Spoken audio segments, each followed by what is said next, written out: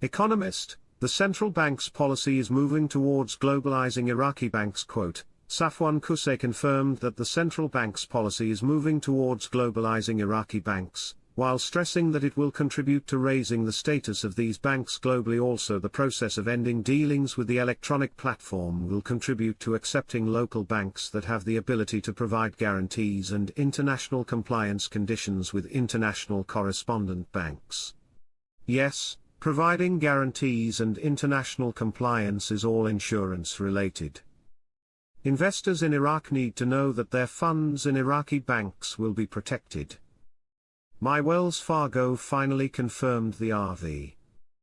Marks, they all know it's coming, they know we are having a complete change in the system and we are going asset-backed, they know gold is an important piece. I'm not sure if they will use the same terminology you and I use, or will they call it something different. They told the Iraqi citizens we are in the process of adding a mechanism to add purchasing power to your currency. Sudani constantly kept talking about it in November and December last year. I promise I'm going to do it. I promise you'll have more purchasing power than the dollar. He actually kept his promise because there is no dollars in the country of Iraq. The only currency in Iraq right now is the Iraqi dinar. It has more value than the American dollar that has zero value inside of Iraq, therefore the Iraqi dinar now seeks a door. The cash cow is seriously coming to an end. We already saw that the black market / parallel market / dollar auctions their bye-bye. It's true. It's in writing. Those that are out there suggesting that it wasn't going to happen, it already did. The House of Representatives votes to amend the passport law and extend the work of the Election Commission. If you read deeper in the article, it states the second reading of the budget law was successful. We did indeed have the second reading today. At the present time, January 2025, the Central Bank of Iraq has severe limitations on trading the IQD on the markets. We are not sure if the limitations are because of US sanctions, the Islamic faith, or both. One of the fundamental tenets of Islamic finance is the prohibition of ghurur, or excessive uncertainty, and maysire, or gambling, both of which are deemed detrimental to individual and societal well-being. The foreign exchange market presents a challenging ethical dilemma for Muslims. While forex trading is a legitimate global financial practice, its nature and mechanisms often raise questions. Gambling, or maysire, is unequivocally prohibited in Islam. However, some scholars suggest forex trading can be permissible if conducted in a manner that avoids speculation, interest, and excessive risk. Enhance integration into the national and global banking markets. That's why this is waiting for the rate to change. You have to have an internationally convertible recognized currency first, then they can get into the global banking market. We have security and stability in order to introduce the new exchange rate that Dr. Shabibi and the US Treasury have been protecting for a long time. There are no more CBI auctions. It is now called remittance, just like the American banks do. The CBI is now functioning exactly like international banks, exactly like American banks. Question: what is your gut feeling, Mark? Marks: my gut is screaming sometime between now and Jan 22. Just a guess.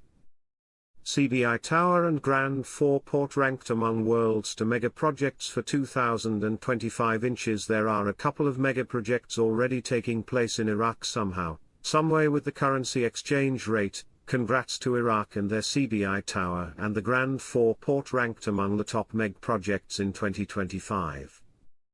I know the tower is almost completed and the port of 4 is partially open already. This is moving right along, and they did it with a current exchange rate.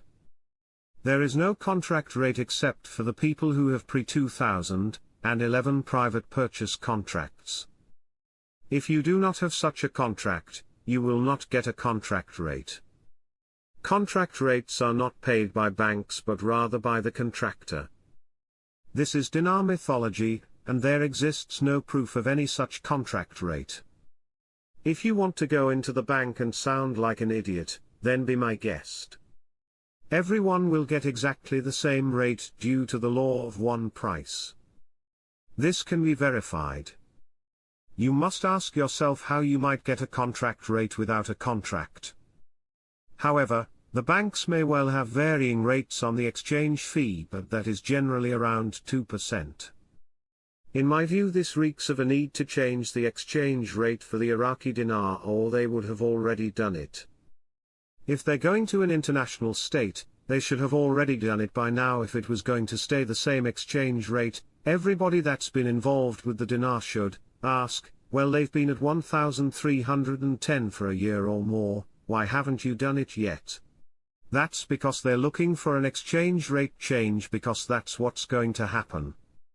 The former Iraqi Minister of Electricity, Louay al-Khatib, warned on Tuesday that the state would be unable to pay the salaries of government employees within 2 years at most, and while he saw that the feudal style would lead to inevitable collapse, he revealed the cost of rebuilding Iraq as a whole.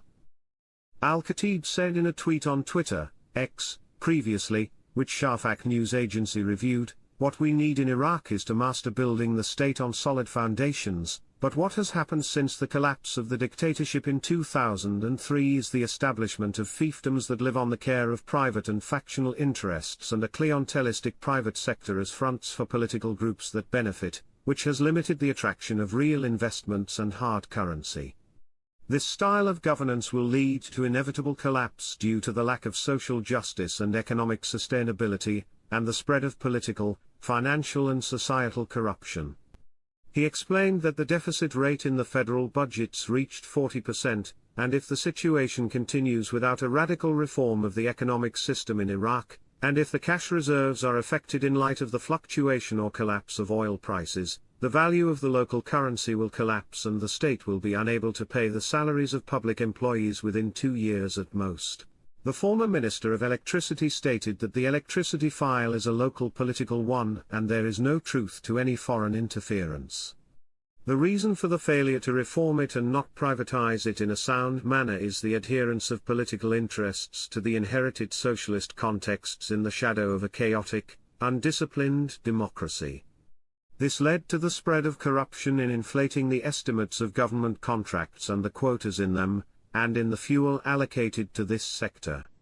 He pointed out that the value of the government support bill in global markets for the energy sector in its 2 parts, electricity and oil, exceeded $30 billion annually, of which $20 billion annually is for the electricity sector.